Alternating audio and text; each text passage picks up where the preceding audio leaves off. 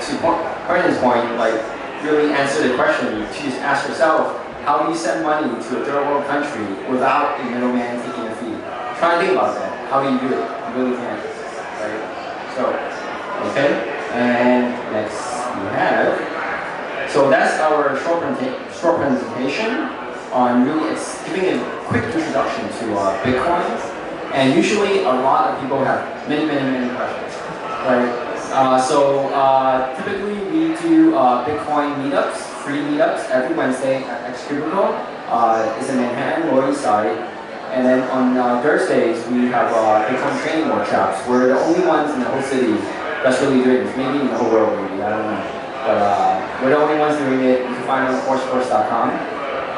So another thing that we're really doing coming in June is we're having the very first NYC Bitcoin Fair on the Lower East Side. If you guys know where Hester Street Fair is, so we're actually working with the Hester Street Fair to really launch the really first Bitcoin Fair where more than 50 vendors will be taking Bitcoins because this is really needed in the Bitcoin community.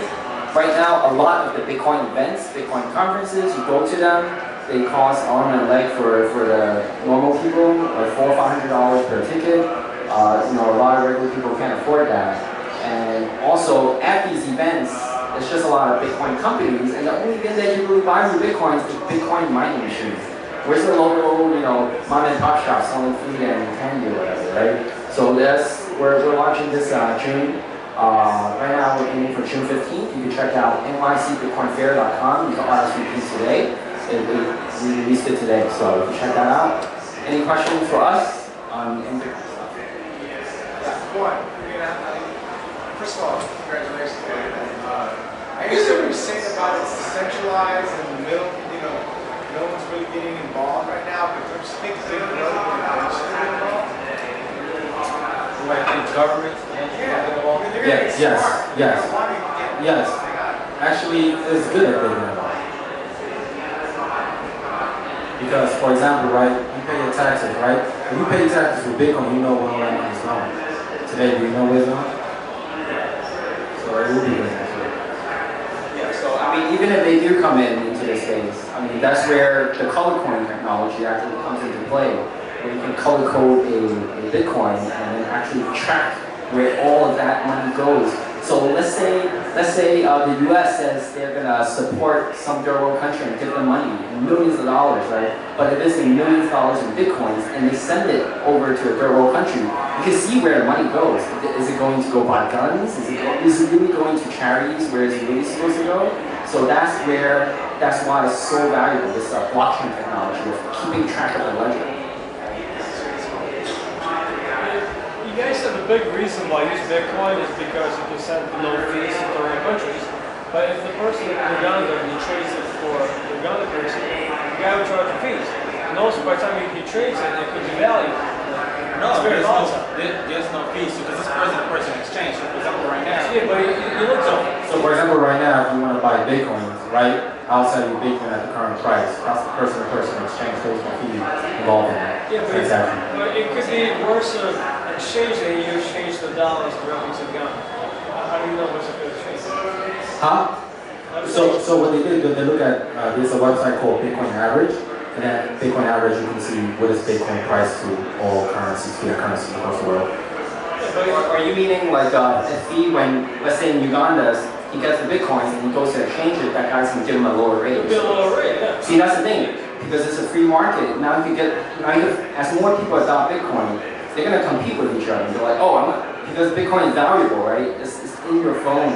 So people will actually more or less pay a premium for it compared to just getting cash, which can get lost, because then now you have a lot of cash, where do you put it, right? So as more people adopt it in their own countries, they can see how valuable it is in securing their savings, and then that's why they might even pay a premium. Because right now, even in New York City, if you wanted to pay someone for Bitcoins with cash, people are attacking a 10% premium because you're paying in cash, because you get to be anonymous. You don't have to go through Coinbase and link your bank account to Coinbase and have like the IRS see that you bought Bitcoins, right? So that's one aspect of it. I mean, yes, in the beginning, when there's few people, they might, like undercut you. Like, oh, I'm I'm only going to pay 50% less. But as more people jump in, it's going to compete with each other. And that's when the market forces just, it balances out. Does that answer your question? Yeah, I don't know. I mean, if you go to any, even right now, you go to exchange US dollars to euros or something, and any foreign shop, they're charging the exchange rate. And that's pretty, Yeah, but that's the thing. The market is pretty open. Yeah, that's the thing. You're going to a company to exchange your currency for another currency. This is a peer-to-peer currency where there's already applications right now where it makes a decentralized exchange, like right now you're going to Western Union, but with this mycelium application on Android, everyone is a Western, literally everyone is a Western Union. Because what the application does, it actually takes your GPS location from your phone and designates that you're buying or you're selling, and then it matches with a whole bunch of other people that are using that application, and then that just creates the whole entire network. And then you would go to each other to trade your fiat currency to Bitcoin or whatever. So that's how they're shopping. I actually have two questions. One, what value does Bitcoins have? And the second question is, does bit mining give you access to information that you shouldn't have? Bit mining does not give you access to information you shouldn't have. It pretty much gives you the same information that everybody can see because everything is processing. Everything is pretty much logged on a blockchain. So you just go into the blockchain and see all that information.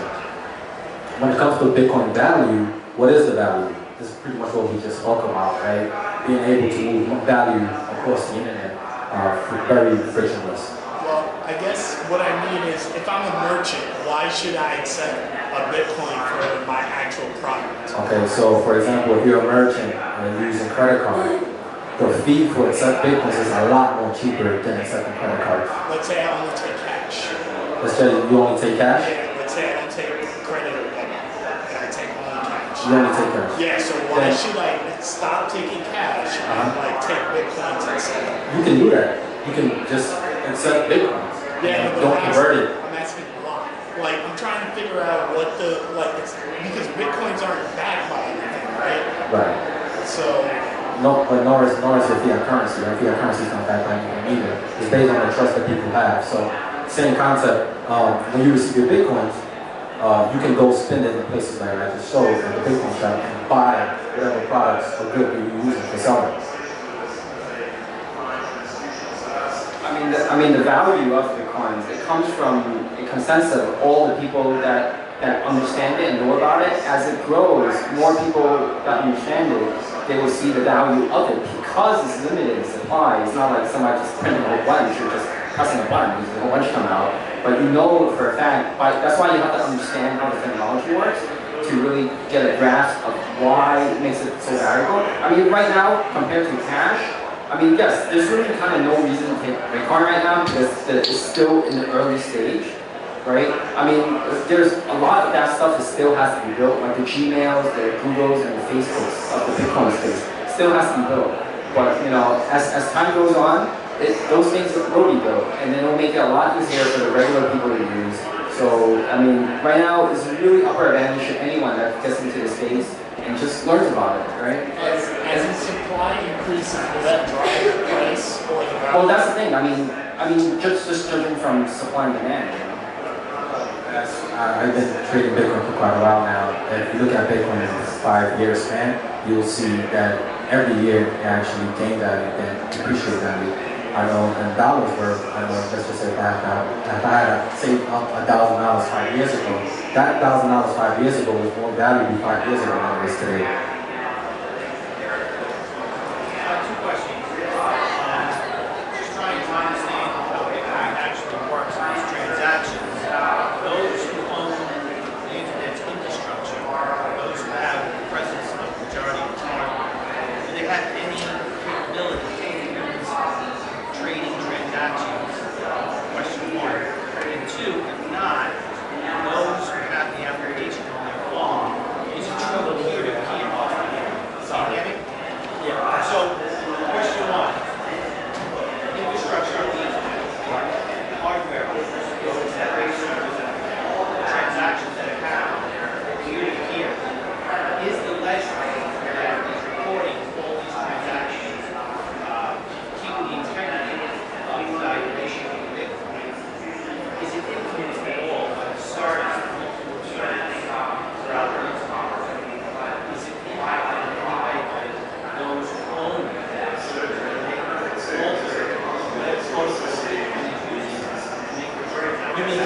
the system, right?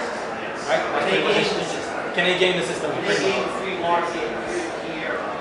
Everyone needs to market and have a free trade. Everyone has to control. Can they game the system? Yes, it's possible. It's an attack or 51% attack that actually happened a while back, but it's very easy to fix.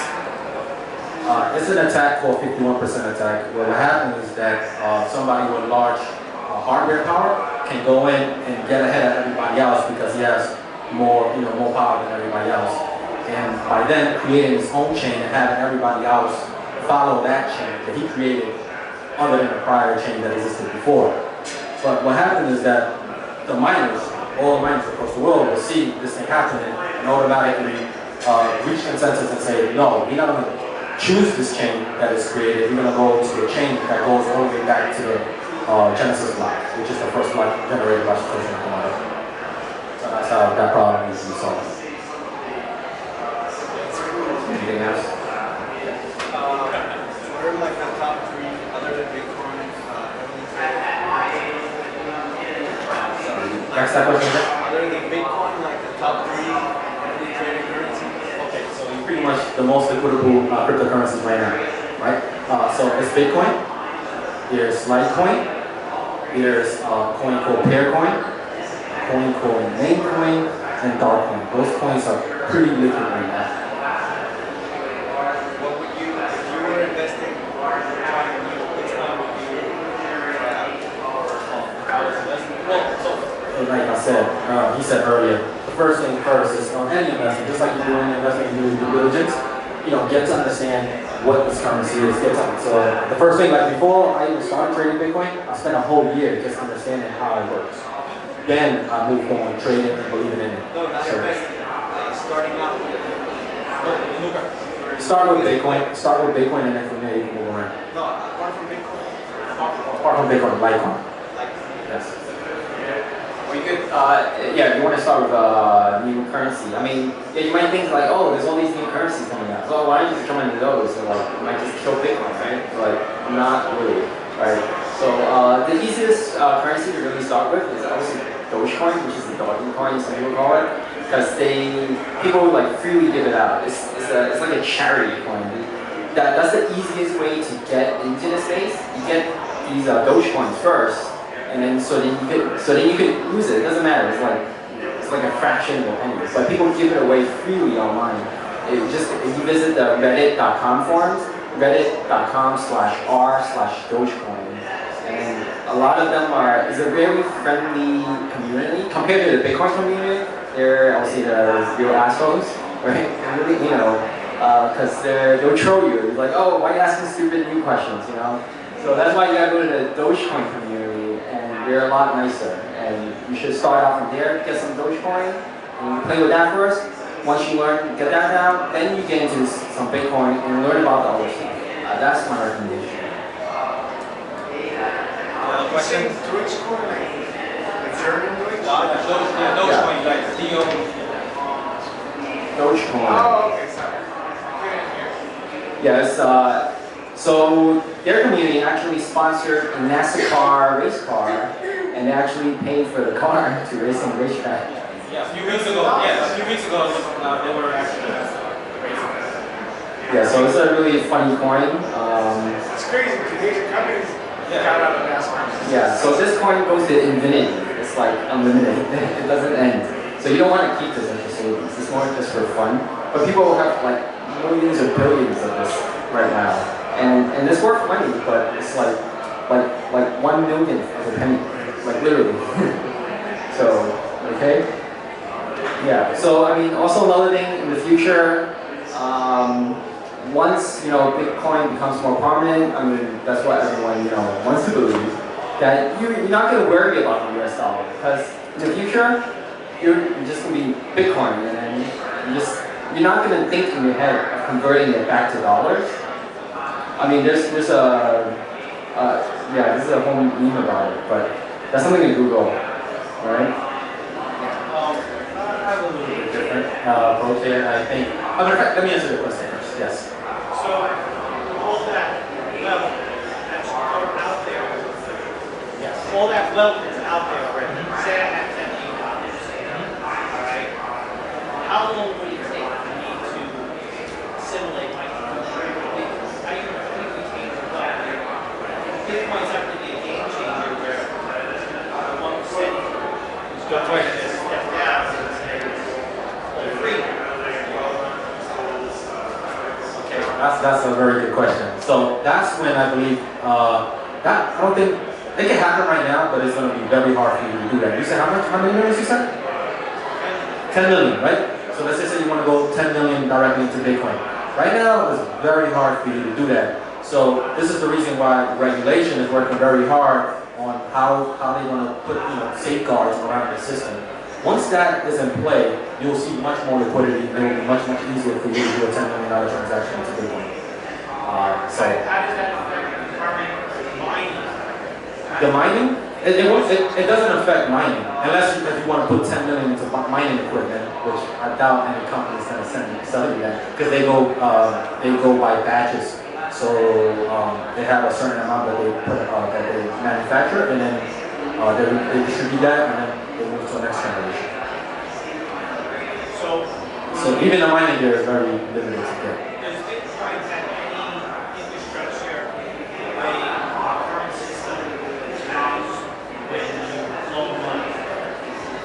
Like credit, like loan money? Yeah. No, but I've seen some interesting companies working on that concept. So, from my understanding, Bitcoin isn't regulated by anyone but by everyone. Is that correct? So once again, like you said earlier, Bitcoin is just like the internet. It's not owned by anybody, but owned by everybody. Which means that if you download the Bitcoin client, you have a copy of all the transactions that happen in the Bitcoin network. Now, when it comes to regulation, I think Bitcoin will be regulated in different states or different parts of the world. Each government is going to have a regulation on how Bitcoin is to be used. So as far as it stands right now, it's Just like the internet, right? Right now we have an ICANN, right? Same concept. Okay, this is a virtual currency. How am I supposed to use it for everyday use? You can use it like everyday use with no problem. You mean as far as because of price fluctuations? Well, in this perfect world, I use this every month, I'll shop. I use this for transacting money across countries. How am I supposed to use this day to day? I'll show you right now, as a matter of fact. Well, currently, right now, no, you can't use it in every mom and pop shop, obviously, right? But in the future, everyone hopes that you can one day. But obviously, it still has to develop because it's really clunky to do a transaction. I mean, I run a small shop, retail shop. It is clunky, I must say. But the thing is that it still needs a big UI interface for the really newbie people that are not tech savvy. So that's why it still has a lot of room to grow. So the really early age of the internet, like in 1993, 1994, where you don't have a working browser, So it's like that. But it's moving pretty fast. So right now we have companies like BitPay and Coinbase, which pretty much are doing the merchant processing stuff. So which means like if you want to have Bitcoins when you receive a payment from somebody, you can keep those Bitcoins as a payment. Or you can just see cash and receive Bitcoin, right? And in bank account you just receive dollars as an invoice. So yes, you'll give the flexibility to people, this is one of the customers, right? You give the flexibility to have a Bitcoin user pay you Bitcoin and to pay. When somebody does that payment like me, this is a Bitcoin wallet, right? This is a scan QR code. It opens up a QR code, I scan it, and hit pay. That's it. Is that? It's easy as that, seriously. In fact, we don't do the transaction until we do a little over right? On YouTube, so you can see this up. Any other questions? Any company that pays part of their salary in Bitcoin? Yes, it's quite a few. BitPay, Coinbase, I believe. No, but they trade Bitcoins like that. No, they pay you in Bitcoin. Yeah, the company, BitPay and Coinbase, they pay their employees in Bitcoin. Yeah, but they work on that. Is there like a company that works on something else?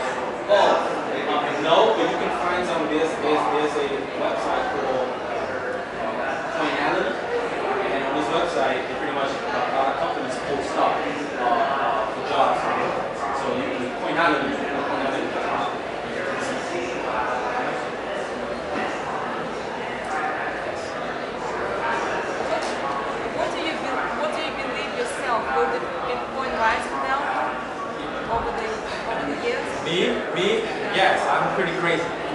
Bitcoin by the year 25 would be somewhere around $700,000. Around $700,000 per Bitcoin. So, I mean, if you remember the graph that I showed you guys, that's a really important graph to really understand. With the chart showing the mining right here, right? So this graph is really important to really understand why some people will believe that, you know, Bitcoin will rise in price. Because like I said, right now every 10 minutes, only 25 Bitcoins gets created every 10 minutes. And in the year 2016, there's only 12.5 that gets created every 10 minutes. And then as you reach the year 2030 or 2050, you're only getting like maybe 0.5 Bitcoins every 10 minutes. And you can imagine, even if there's like 2 million people jumping in to use Bitcoins, and the limited supply, it's going to skyrocket the price because everyone's hoarding Bitcoins, right? Even if you get it now, you're just going to sit on it because you don't really have real places to use it yet. It's because it's still developing the space. Everyone's just hoarding it right now. And this is just going to skyrocket the price because there's so little supply in the market that people are willing to pay more to get more. And this is why it's called a deflationary currency, where over time, all the products that you buy, they actually get cheaper. So it's not something that any of us are used to because we live in an inflationary economy where prices go up in price, right? But we have never lived in a world where prices actually drop in price because the currency deflates. Let me add one more thing. That I actually experienced that, so this is why I'm a big believer.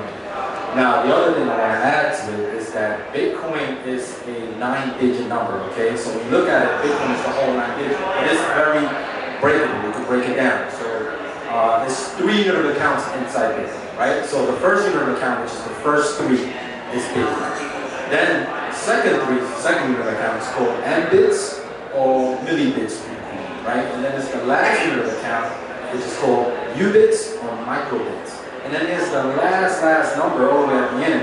It's called a Satoshi. That one is pretty much just to give the effect to Satoshi Nakamoto with the Bitcoin system. So we read in the news sometimes, don't really know what it means, but they've all been taken from someone. They've all been stolen. And nobody knows where they went, and what does that actually mean? So for example, you mean for like the Mount Gox exchange, right? Yeah. So we're referring to them. So what happened is that, for example,